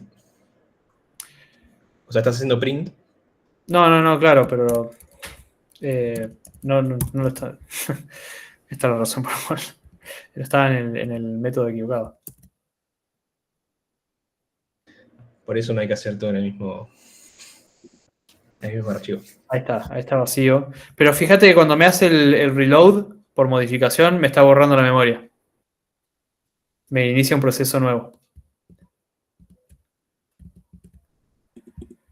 No es tan inteligente, ¿sí?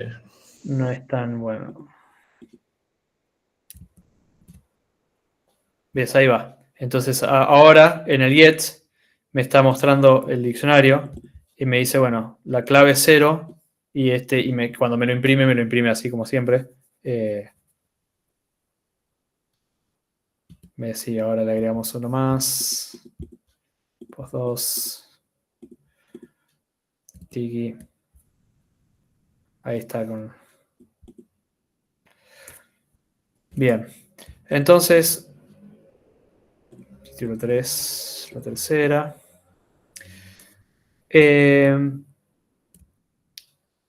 Para poder borrar. Normalmente la lógica que se le da, la semántica, no la lógica, sino la semántica de los verbos y relacionados a las entidades identificadas por su ruta, es tal que el get te devuelve la entidad, ¿no? Vamos a hacer, por ejemplo, get de posts 1, dame el post con identificador 1. Entonces extraemos el parámetro acá. Creo que no lo tengo codiado, programado así justamente, pero esto es como se suele diseñar los APIs, y hay toda una filosofía de diseño de API que es el REST, quizás lo hayan escuchado, pero es una forma de relacionar la entidad conceptual con la ruta. Entonces, si nosotros hacemos get de posts a secas, es como una forma de decirle, mira, dame todos. Si yo hago el post pero con un identificador en particular, quiero una entidad en particular. Si yo hago un post a la ruta general, es crearme uno nuevo, y lo normal que se espera es que el servidor responda con el identificador de la entidad que recién se acaba de crear. Y después, por último, si vos haces un delete a una ruta que tiene un identificador, entonces decís, bueno, borrame la entidad identificada por esta ruta en particular, incluís el identificador de la entidad en la ruta. Entonces eso es lo que vamos a hacer ahora. Solo que creo que yo lo hice con los argumentos. Podríamos cambiarlo ahora, a ver si... A ver. Yo tenía un delete por acá. Ahí va. Fíjense que... perdón. Acá tenemos nuestro diccionario que está mostrando cuál es el estado de la variable posts, ¿no? Y sabemos que tenemos un post 0, un post 1 y un post 2. Si yo le hago ahora un request con el método delete a barra posts con el ID como argumento,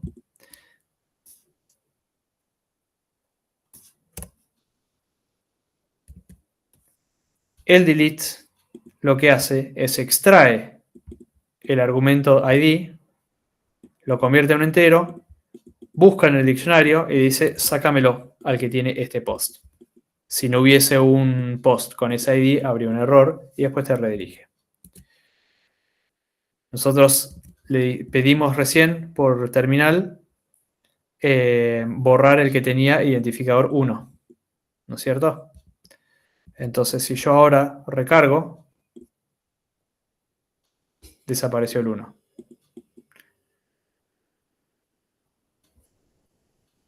Aplausos, por favor, algo.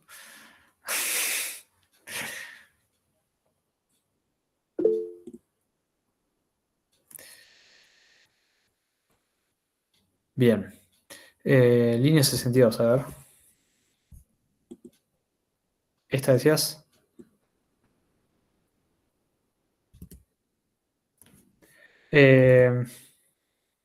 Esto está extrayendo en el campo título. No sé si era otra la que estaba viendo. Quizás.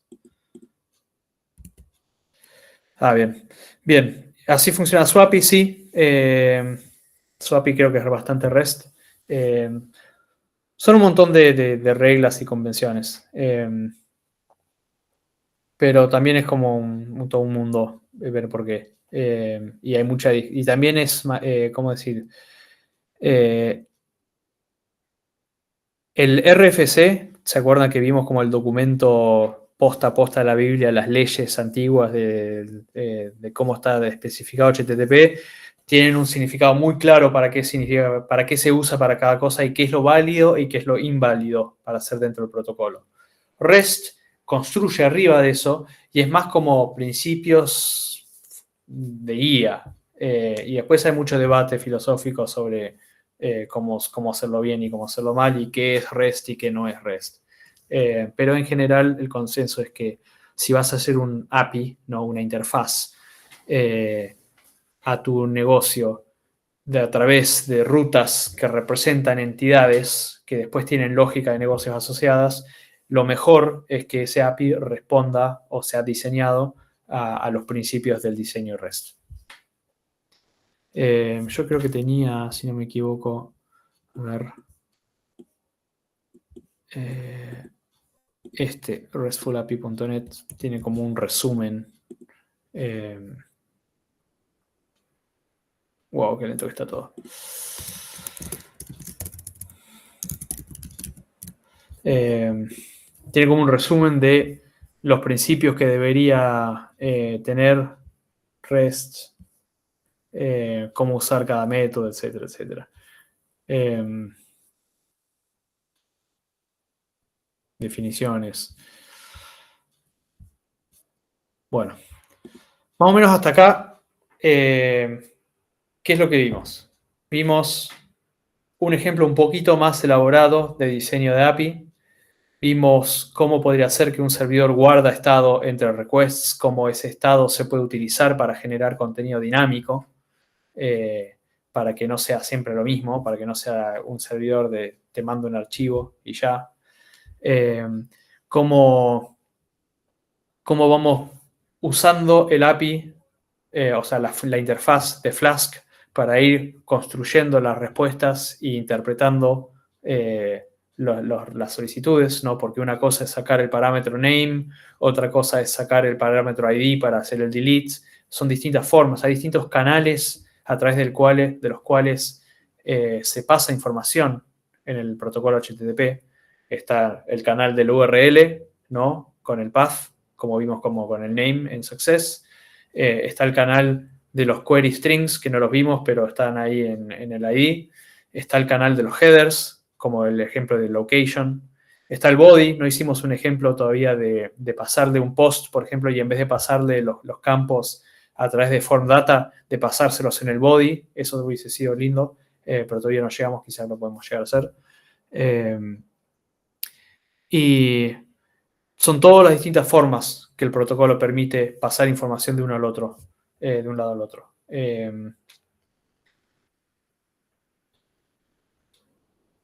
No sé, Manu, si vos querés agregar algo, querés tomar un descanso, vemos qué hacemos. Sí, no sé si tenías algo más planeado, además de todo lo que ya vimos. Porque creo que lo que me habías dicho ya estaba todo, o... quedó lo del botón, ¿no? Quedó el botón porque vieron, no sé si se dieron cuenta, pero yo hice una trampa enorme, que es que el delete lo hice por terminal. No hice un botón delete. ¿Y por qué no hice un botón delete? Les voy a decir por qué. Porque el form, el botón ese de HTML, está especificado en HTML que tal que puede hacer un post o puede hacer un put, pero no está pensado para hacer un delete, ni ningún otro método. Entonces, como yo soy full backender y juré por el recuerdo de mi abuela nunca tocar JavaScript, no hice el ejemplo con el botoncito, así que iba a pedir ayuda para hacer eso. Lo bien que haces eso. Hoy casi me explota la compu usando un proyecto de JavaScript. A Fran y a mí. Así que... Claro. El botón delete lo que hace es postear que elimina el dato. No tenemos botón delete, justamente. El botón que pusimos es para el submit, siempre hace el post.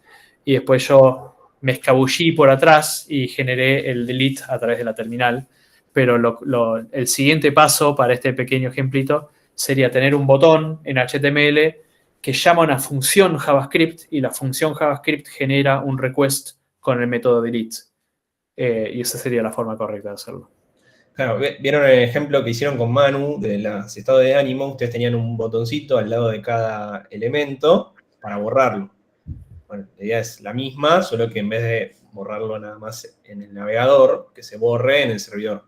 ¿Sí? Exacto. Habría que mandar ese request delete, como vimos recién en la terminal, habría que mandarlo a través de JavaScript. ¿Sí? No sé si es medio rebuscado, o sea, sería la forma correcta. La forma incorrecta sería mandar un post y que el post lo borre. Pero Eso sería muy sí, o sea, si te toman un examen, sería erróneo, básicamente. Podrías interpretar un post a una ruta distinta como una solicitud de claro, lo que muchas veces van a ver, sobre todo en código que no es muy profesional, es que usan el post para todo. O sea, tienen un post que es agregar, otro post que es, o sea, barra post, barra agregar, barra post, barra eliminar, barra post, barra editar. Y usan el método post. Lo que cambian es la ruta, el path, en vez de cambiar el método. Y eso sería incorrecto, ¿no? Pero se ve bastante, desgraciadamente. Nada, lo del botón creo que capaz lo dejamos para la clase que viene. Ya metemos, porque creo que ya hoy fue demasiada información. La clase que viene creo que vamos a hacer un ejercicio de integración. No sé si la clase que viene o si después de SQL, no me acuerdo. Pero creo que mejor dejarlo para la próxima. No sé si tienen alguna duda.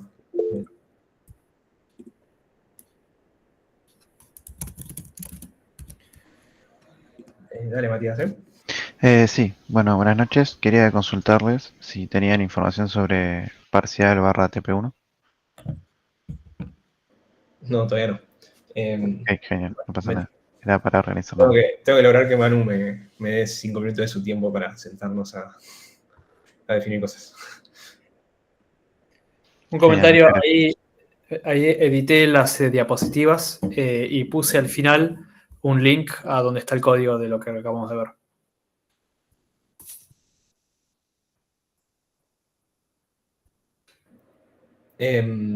Sí, después pásamela y yo se las comparto a los chicos por Slack, así les queda. Nada, aprovechen a preguntar de lo que vimos hoy o de cualquier otra cosa de backend. Aprovechenlo aquí que no lo tenemos siempre.